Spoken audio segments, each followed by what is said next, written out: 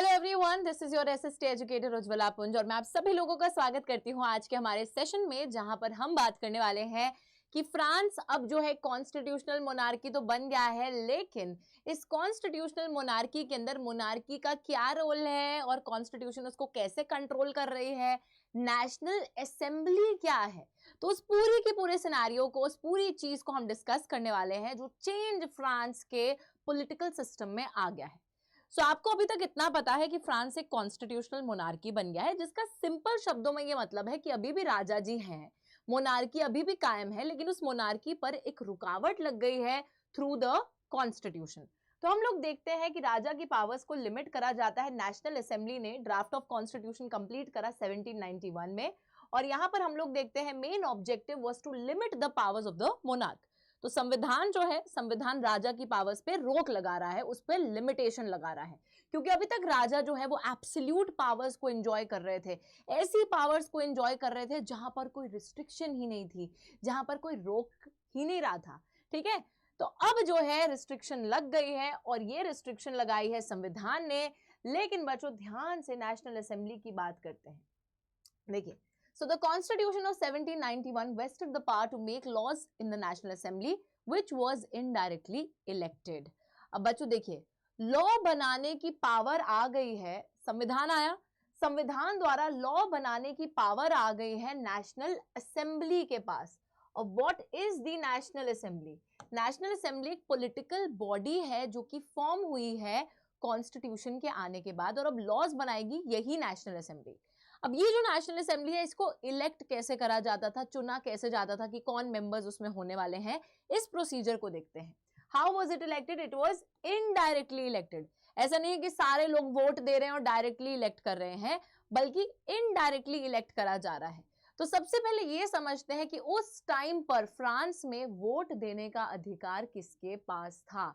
हर किसी के पास नहीं था, महिलाओं के पास तो था ही नहीं, और हर आदमी के पास भी नहीं था।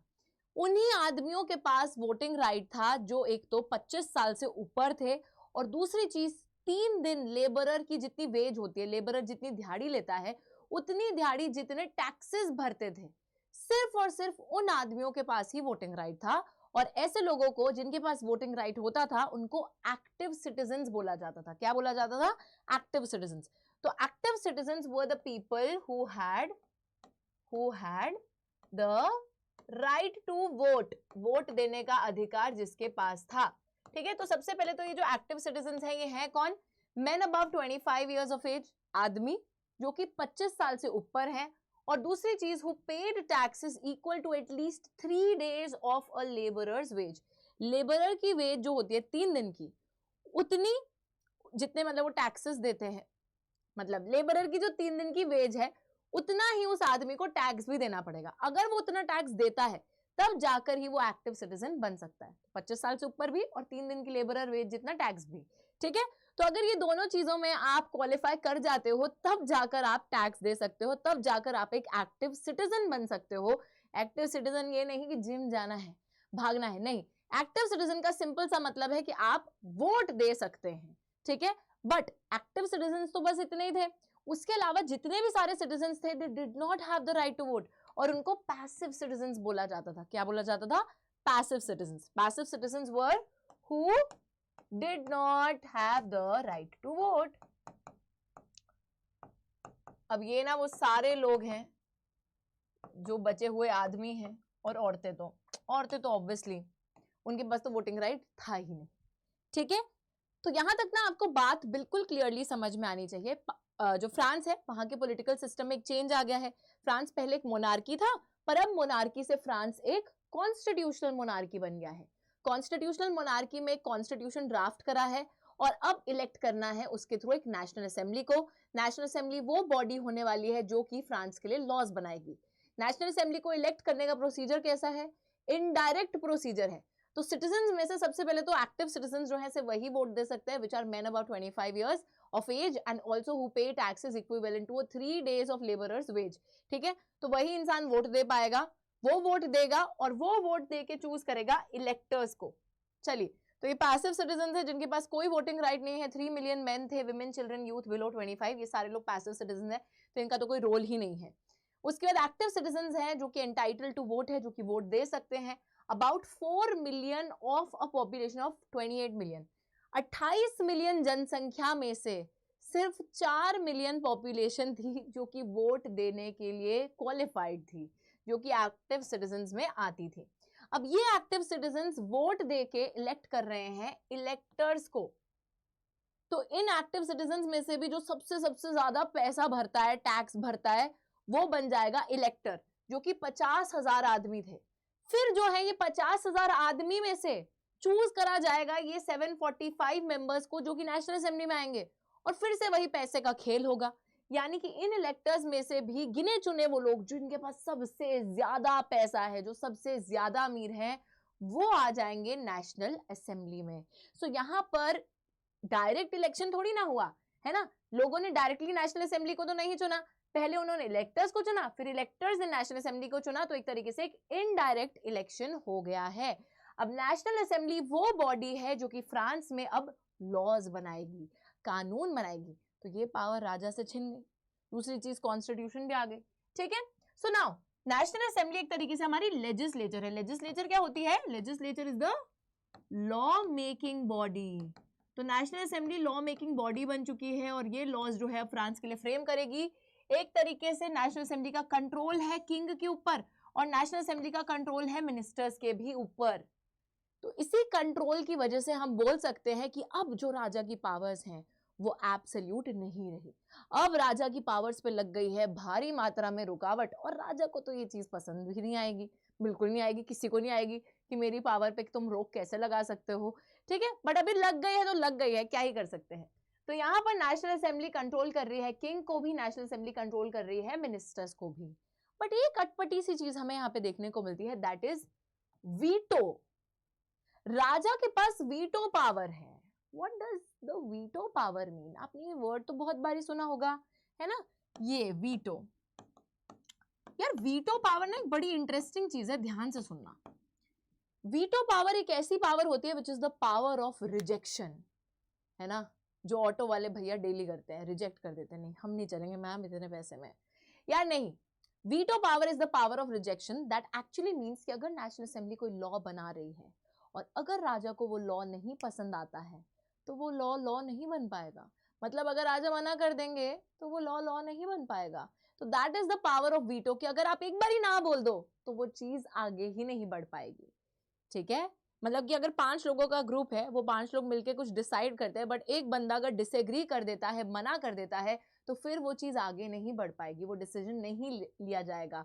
That is the power of veto which is such a strong power. And यहाँ पर राजा के पास ये वीटो पावर भी थी। तो फिर असल में राजा की पावर पे रेगुलेशन लगा भी कि नहीं लगा? क्या लगता है आप लोगों को? बताना मुझे कमेंट्स में, ठीक है। तो ये सारी चीजें हुई थी, बट उसी के साथ में बच्चों एक्टिव सिटीजन ने डायरेक्टली वोट करके बनाया था जज, और जुडिशरी भी बन गई थी, जो कि न्यायपालिका आ गई थी। तो यार एटलीस्ट थोड़ा सा तो है, जो फ्रांस की गाड़ी वो आगे बढ़ी है। एटलीस्ट अभी जो है सिर्फ मोनार्की नहीं रही, इलेक्शंस हो रहे हैं, ऑल्दो सब वोट नहीं दे पा रहे, which is also a very weird thing. Equality नहीं है उतनी, बट हाँ जी एटलीस्ट कोई तो कर पा रहा है वोट, कुछ तो इलेक्शन हो रहे हैं, इलेक्शन होकर एक बॉडी चूज करी गई है जो लॉ बना रही है, वहीं पर जो है जुडिशरी भी है। तो हाँ चलो, थोड़ा तो डेमोक्रेटिक प्रोसेस हमें यहाँ पे देखने को मिल रहा है, लोगों की बात थोड़ी तो सुनी जा रही है, ऑल्दो पूरे लोगों की या सारे लोगों की नहीं सुनी जा रही। तो ये सारी चीजें हो गई थी। तो पॉलिटिकल सिस्टम था ये हमारी कॉन्स्टिट्यूशन ऑफ 1791 के तहत। साथ ही में बच्चों इस टाइम पर आती है declaration of the rights of man and citizen. आप लोग देख सकते हैं कि यहाँ पर rights of man and citizen लिखा है। महिलाओं को क्या ये सिटीजन भी नहीं मानते थे? तो हाँ जी, आदमियों को तो ये राइट्स दे रहे हैं, बड़ी इनइक्वालिटी है, बट अब क्या ही कर सकते हैं। सो कॉन्स्टिट्यूशन जो संविधान था फ्रांस का, it began with the declaration of the rights of man and citizen, जहां पे जो अधिकार लोगों को दिए गए थे, न्यू राइट्स जो दिए गए थे वो लिखे हुए थे। क्या थे ये राइट्स? देखिए, rights such as the right to life, freedom of speech, freedom of opinion, equality before law were established as natural and inalienable rights।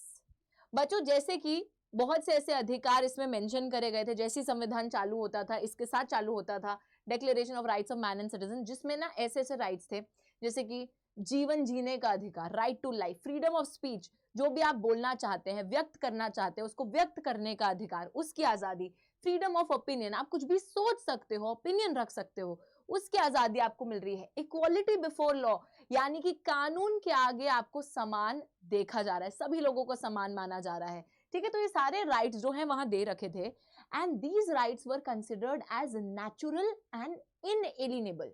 Natural का मतलब है एक ऐसी चीज जो कि आपके पास बाय बर्थ है ना। ऑब्वियसली राइट टू लाइफ है, हम इस दुनिया में इसलिए आए हैं, जीने के लिए आए हैं, वो आप किसी से छीन नहीं सकते हो, राइट। तो वो चीज गलत है।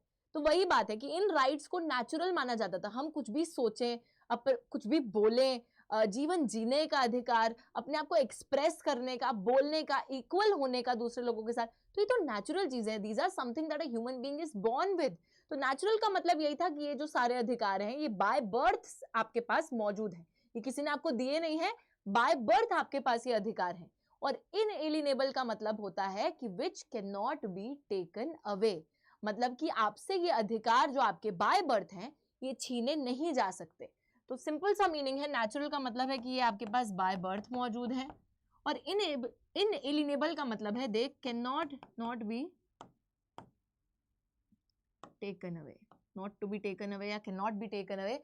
तो ये सिंपल सी चीज थी, ये थी declaration of rights of man and citizen, duty of the state to protect each citizen's natural rights, and it was the duty of the state, यानी कि सरकार का फर्ज है कि सरकार जो है सारे लोगों के इन अधिकारों को रिस्पेक्ट करेगी, प्रोटेक्ट करेगी, और किसी के भी इन अधिकारों को हैम्पर नहीं होने देगी।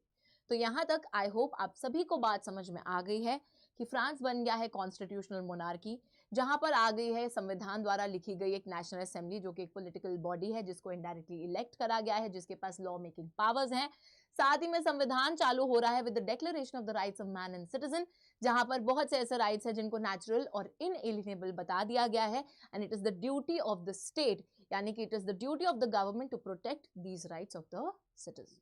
आई होप ये बात बिल्कुल क्लियर है। तो फ्रांस की रेलगाड़ी तो थोड़ी सी आगे बढ़ी है, बट उसी के साथ अब एक और ट्विस्ट फ्रांस के इस पॉलिटिकल सिस्टम में आने वाला है, जिसको हम अगले सेशन में पढ़ेंगे, जहां पर फ्रांस कॉन्स्टिट्यूशनल मोनार्की से हटकर बनने वाला है एक रिपब्लिक। तो रिपब्लिक क्या होता है, कैसे बनेगा फ्रांस, क्या तहलका मचने वाला है, ये हम देखेंगे अपने अगले सेशन में। तब तक के लिए take care and bye bye.